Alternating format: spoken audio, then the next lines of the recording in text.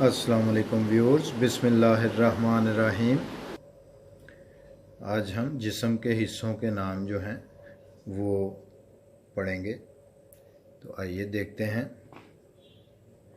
ये देखें, ये लाइन जो है उस हिस्से को टच कर रही है जिसका हम नाम पढ़ेंगे। फोरहेड, माथा। ये देखें, इस तरफ हेड, सर। आई, आँख। एयर, कान।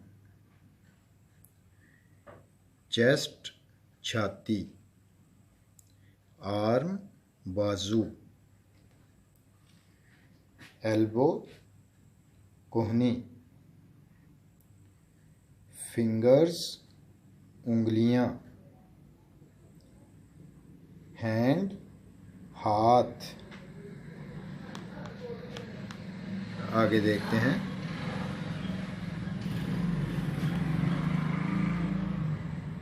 थाई, रान।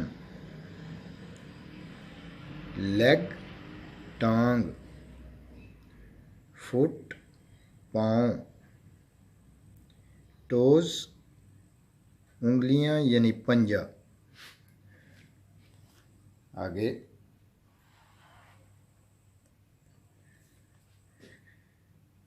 हेयर यानी बाल। नोज, नाक। माउथ, मुंह। शोल्डर, कंधा। नेक, गर्दन। आर्म, बाजू।